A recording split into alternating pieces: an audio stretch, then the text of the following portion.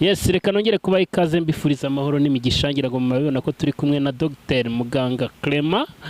Nk'ibisanzwe rero reka tumwakire byanze bikunze hari akantu gashyashya atuzaniye. Bimeze bite se?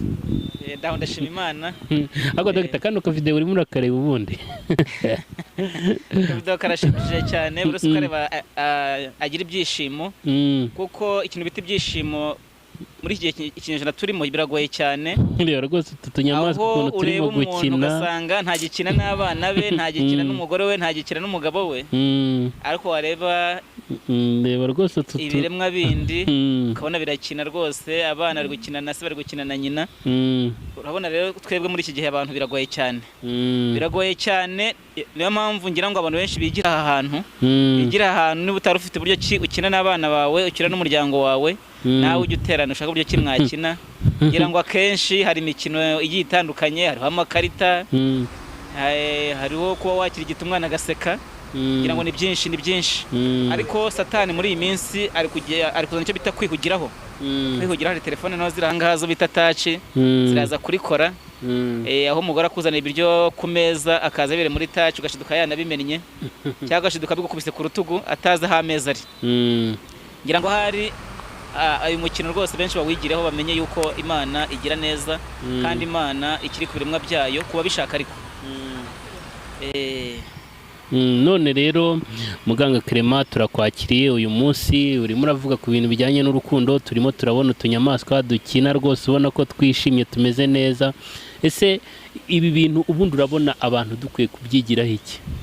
Icyo tubyigiraho akenshi nkunda kubivuga, nkanjye muganga hari umuntu hoza ati rwose nivuje ahantu henshi bampaye imiti yanyisha igifu yaracyangije. Yamara kumbwira ngo yaracyangije, niyo mpamvu rero nishimiye utu tuntu aka kanya ndi kwireba, kuko utu tuntu turarya turananywa, ariko nakubaza se iyo miti bavuga ngo yakwangije igifu, inka kwirya ibyatsi, ihene ikarya ibyatsi irwara igifu? Ahubwo nuvuga ngo uburozi bwarangije icyo bita igifu.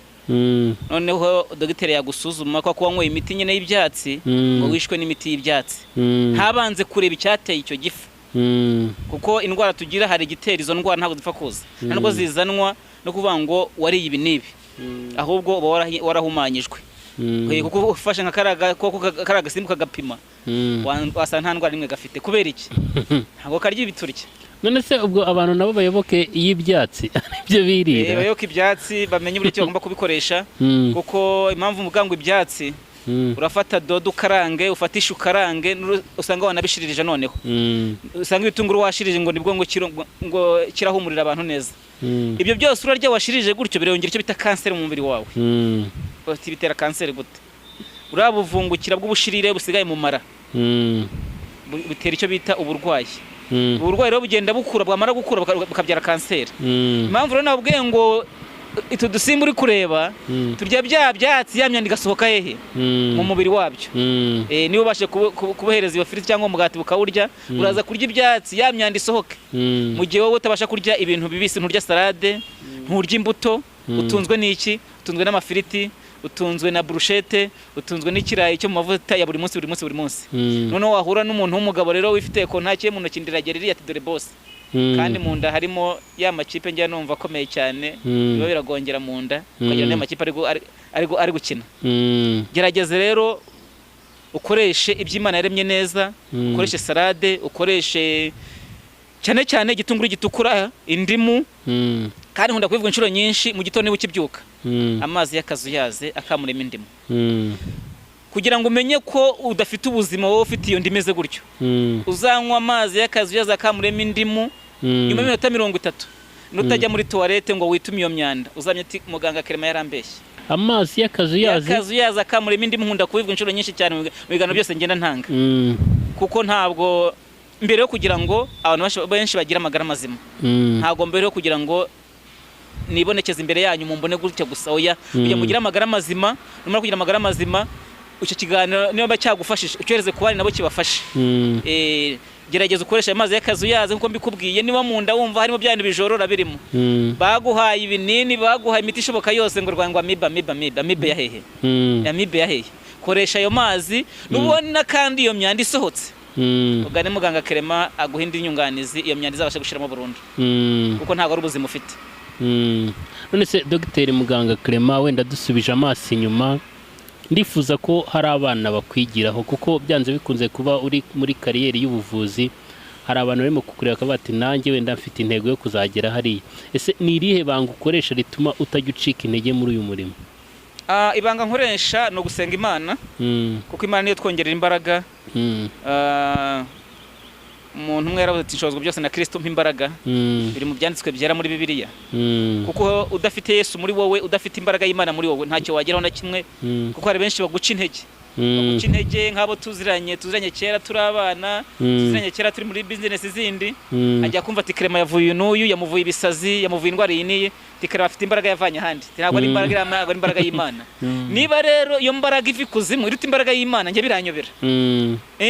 Kuki wumva yuko umuntu yagura imbaraga akayivana ahandi hani kuzimu, ari ikuzimu no mu ijuru ahakomeye ni hehe? Umuntu umwe rwose ejo bundi yarampamagaye ari Kampala, yamambwira uburyo arwaye kanseri ya prostate. Ndanje mubwira buryo ki rero namufasha. Arangira ati ko nyura aho twakoreraga kera twakoraga hano hari Sonatube. Nahanyura nkubara mu kiganiro cyawe, Clement sinzano yavanye izindi imbaraga. Izo ntabwo ari imbaraga z'umuntu. None se babona ndi inyamaswa nuko namubwiye. Ntabwo ndi inyamaswa kandi Imana dusengera twumva. Niba Imana yarabashe gukoresha Mose agakora iby'ubutwari, niba Imana yarabashe gufasha Eliya akarimbura ingabo za Bali akabatikiza ku kagezi Kreti, izo ni ingabo z'abadayimoni. Nuvuga ngo natwe tubasha kugira kongerwa Imana ibasha kutwongerera imbaraga, tukabasha guhangamura ibyo umuntu bitahangamurwa. Ntago rero wavuga ngo imbaraga ngo ituruka hehe, cyangwa nkuko warumbaje ati azadukomokaho bagomba kutwigiraho.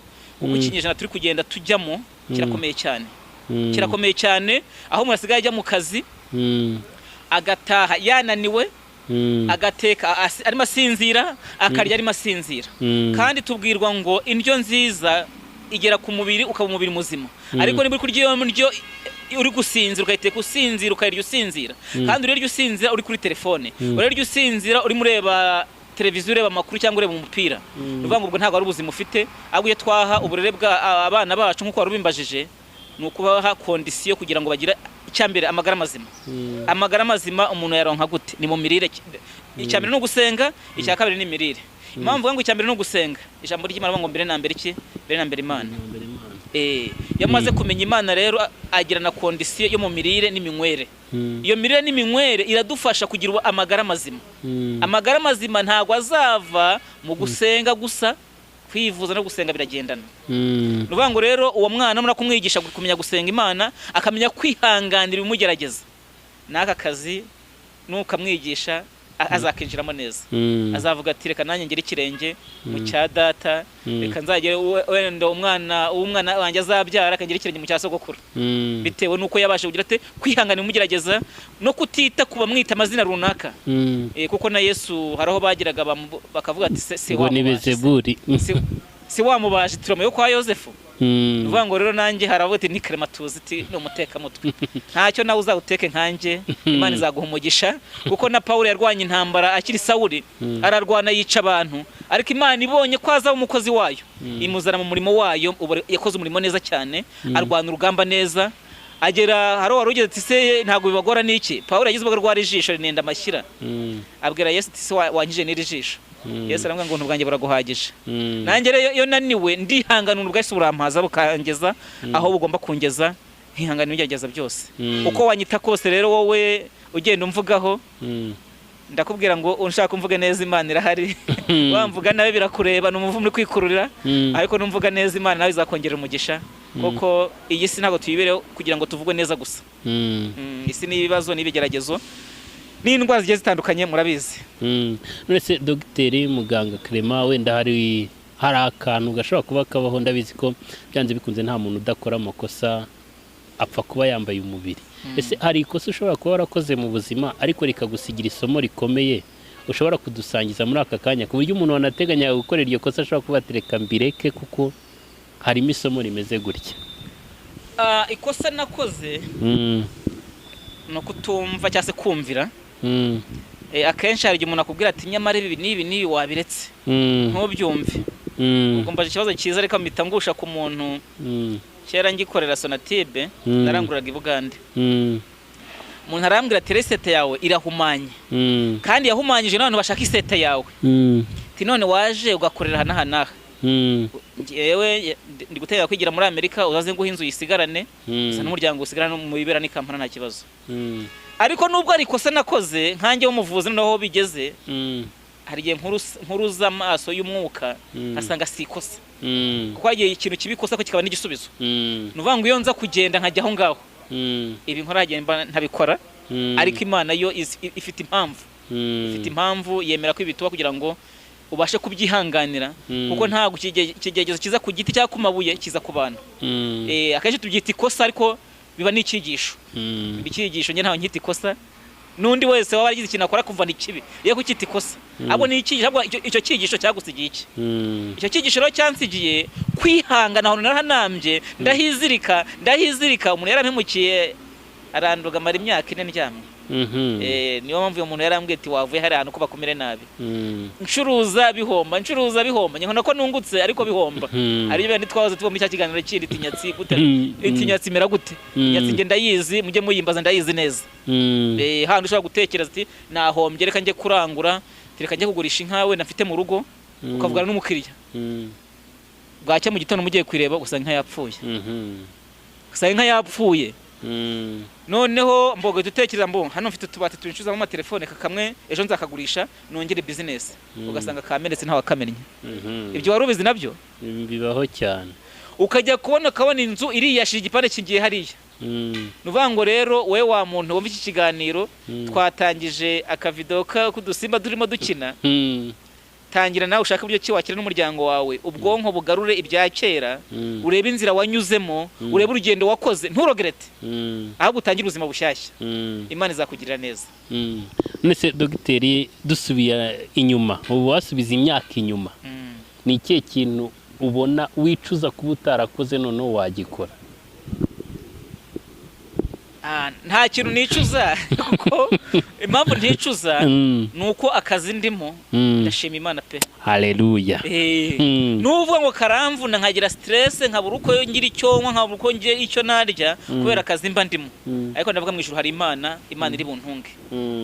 Nsaba Imana kugira ntumve iyo nzara, nsaba Imana kugira ntumve iyo nyota kugeza ndangije ku kazi ndi gukora kuko Imana iravuga ngo umurimo werekeje amaboko ukorana umwete. Ijambo ry'Imana rivuga umurimo werekeje umutima wawe ukorana umwete. Uvuga ngo rero uzakorana umwete umurimo urimo wirogete byarangiye nta nubwo byanagaruka. Niba warahombye miliyoni 10 ntacyo wakora ngo zigaruke. Kandi ndatekereza mu byo nahombye ibyo ndimo nibyo byiza kuri tujya nahombye. Amen. Urumva rundi mu nyungu. Nawe rero umva iki kiganiro wanyigiraho byinshi cyangwa tukigana byinshi ukamenya ko ntacyo wahombye kuko hari igihe umuntu avuga ati ari video nigize numva n'indirimbo ti nk'ubu bisubiye inyuma ku mugore ufite cyangwa kuri business ufite ukaba umusore ti wahitamo iki wahitamo umugore umeze gute wahitamo abana bameze gute nyurwa n'uwo ufite unyurwe n'abana ufite Imana yaguhaye. None se wabisubije ngo bigende gute abira guhuza bazaba bameze gute? Ayo uvuga ngo arya amafaranga menshi umusigiro mu bice byo guhata ni menshi tibonde na uri yazi gukora yabona yajasigarana bitacya n'abakihahira ubuhe buryo se? Nyurwa n'ukuri unyurwe n'uwo Imana yaguhaye Imana izamugera mu mugisha. Umunyarwanda ati wiruka n'ugugu nigufwa kazana imirabongore. Reka rero dushima Imana yemera kutunyura mu biruhije n'ibikomeye byinshi cyane tukabasha kubyigiramo byinshi. Nuvuga ngo nukurura inzira wanyuzemo kuva mu bwana bwawe kugeza iyi saha nta namwe wigize winyuza ahubwo n'Imana yahakunyujije. Kuko hari impfu nyinshi twagiye dusimbuka izi ntambara iz'abarozi izimpanuka ni nyinshi imodoka bakayitwika ukabona uyivuyemo waratanze iki ngo usimbuke iyo mpanuka. N'uburinzi bw'Imana. Ndibuka rimwe navuze ko najyaga njya kurangura i Bugande rimwe mva aho nari naraye njaho bisi parika nsanga bisi yagiye kera kubera imvura yaraguye ndugama. Imaze kugama ya bisi yarageze iragenda ntago bisi ireba imvura bareba itike bakareba isaha kugeze imodoka igahaguruka. Imvura imaze guhita mfashe moto ndagiye ngeze ahantu nsanga imodoka yagiye. Ndabwo ni mu mpindure dore bisi yansize. Kandi kuri tike yanditseho ngo ukere ntasubizwa. Barambwa ati reba ndabona ndarebaho nibyo nako nawe reba ukuntu nsa imvura yaguye. Kandi aho bisi ziparika ni ivumbi gusa. Nari gitonye ngacyahageze. Ariko igihe tukibwirana nabi babahamagaye ushinzwe bisi mworeze bisi ya kabiri igira abantu ifata abantu bapfuye bashize bisi ya mbere akoza agasida.